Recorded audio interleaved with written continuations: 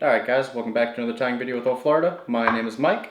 Today we're going to be tying Chard's choker crab. I'm going to start with my hook inside the vise. I'm going to take my thread and work my way all the way back to the bend of the hook. I'm going to go a little bit past the barb, wrapping kind of down the shank a little bit. This helps flip the fly over. It kind of gives a little bit of a parachute effect from the craft fur. Next up we got our craft fur, so I'm going to take and cut a healthy piece off of our hide. I'm actually going to need a little bit more there. Thickness should be pretty thick. I'm going to guess around half the thickness of a pencil when pulled tight. You don't have to go too crazy, but I'm going to pull out some of the under fur just with my thumb and my pointer finger. Kind of rake that material through your fingers, pull out all that under fur, and then make a nice candle wick shape. I'm going to take my pointer and thumb, place it really tight on the shank of the hook, and I'm going to go ahead and wrap that craft fur nice and tight with a couple really tight wraps, wrapping back and forth, making sure it's locked down. And then with the butt sections, I'm going to take my scissor, hold it parallel to the shank of the hook, trim that out, and clean up those butts. You can leave it a little rough because this section is going to be covered up with estaz. But before we do that, I'm going to take 3 strands of crystal flash, and I'm going to take my thread. I'm going to wrap them around the V shape of my thread. I'm going to separate them in my hand. I'm going to pull them on both sides of the shank of the hook. And I'm just going to wrap that crystal flash on both sides of the shank of the hook and then clean those wraps back up. So now we should have some crystal flash mostly on both sides. Just like that. Now we can come in here with our estaz. I'm just going to trim maybe a 4-inch or so piece off. And then I like to pull a little bit of that orange off, exposing that white core, and wrap right behind, take my thread and wrap it right behind the craft fur, and then lock down that white core of the estaz, giving it a couple really nice tight wraps, and moving my thread toward the eye of the hook a little bit with a few wraps. Now I'm going to palmer this estaz, maybe 4 or 5 wraps, making sure you're not capturing too much of it. And I can back off on my thread to where the estaz and my thread meet. And then all I have to do is pull down on the estaz and up on the bobbin, and it's going to capture that. And I'm just going to tie that off with 2 wraps and then pull everything back. And then do a couple wraps in front to really secure it. You are going to have to kind of miss the point of the hook because you're almost going to be tying behind the point of the hook.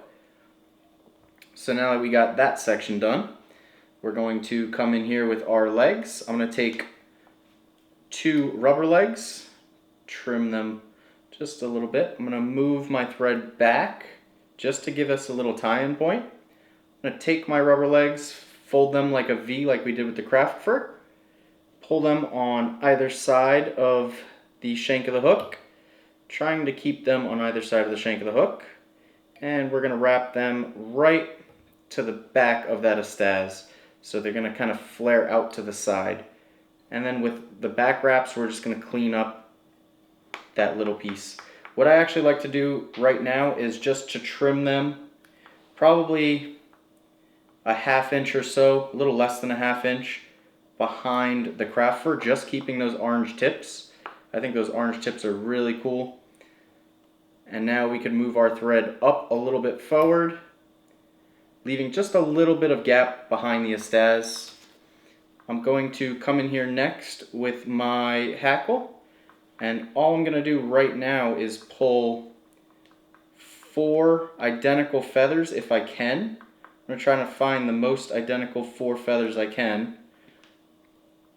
So here's 2. That's going to be 1 set of claws. And I'm going to try to pull it from the same exact length as the other ones, same area on the hackle patch. And then I'm just going to go ahead and pull those two. Now I'm going to align the tips of these feathers. Once you got them aligned as best as possible, I'm going to measure right to the length of that craft fur, maybe a little bit less.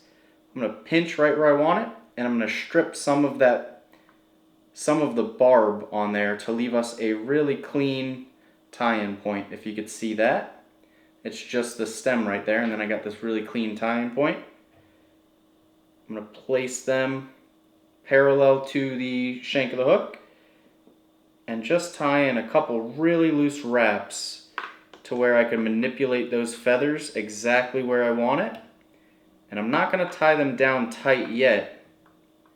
I want them kind of propped up a little more than parallel, but still even with the fly.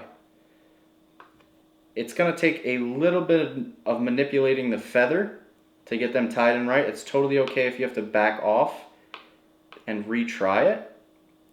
I would rather this step take a little bit longer and you get it right than it look ugly.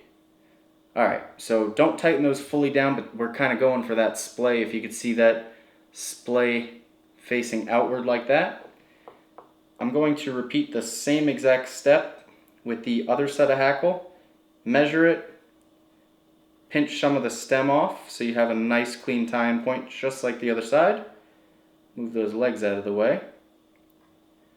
And we're going to tie them in right there. Same thing with a couple really loose wraps so we could kind of manipulate the feathers. Get them right where we want to get them. And then you could come in here and start really tightening them down. Once you have the front where you want the feathers. So after you got them where you want, hold them in place and then wrap those stems nice and tight. So you're not really tying the tips of the feathers in super tight, you're tying the stem of the feather in really tight. Those front wraps are really just to hold it in place. And then you can come in there, clean up those rest of the wraps, and we're going to move our thread all the way up to the eye, covering the shank of the hook, and then we're going to move it back just a little bit, just enough room to leave us a weed guard. Now I'm going to take my lead eye, I'm going to come in here really nice and tight, and I'm going to secure this lead eye. I don't believe in using glue for any permit or bonefish flies, so as you can see how much pressure I'm putting on here, I am bending the hook quite a lot. My thread is almost about to break, and I would rather break the thread and use no glue than use glue. So ample amount of pressure, parachute, and X-wraps. Once we got that tied in really tight, I'm going to move my thread to right where that bump was created. I'm going to go ahead and invert the fly now. And this is the second to last step. We're going to come in here with our deer hair. Alright, for the deer hair, I want a nice healthy clump. Not too much. The thickness should probably be right at a pencil thickness. So I'm going to cut a nice healthy clump off that patch. Thin it out just a little bit because I grabbed a little bit too much. And then I'm going to go ahead and feather that under hair right there. Making sure to clean it up just a little bit. So sometimes this deer hair will have a natural wave in it. With this natural wave, we want to put the tips facing upwards toward the point of the hook. So I'm going to take that whole clump that I have, make sure the tips are aligned best as possible. I'm going to come in with my other hand, and I'm just going to grab that from behind and capture all that using my pointer finger, pushing against the shank of the hook. And I'm going to take 2 loose wraps and then reposition my hand to really hold all of that deer hair so it doesn't spin around the shank of the hook. Once I got that tied in right there, I could start working my thread right in between the deer hair. I'm just trying to snake my thread between the deer hair, trying to keep it on the top side of the shank of the hook. And as I snake that through, as I pull down, I'm using my index finger to really keep that on the top side of the shank of the hook. And I'm sweeping this material back as I go through this material. Just finding the gaps.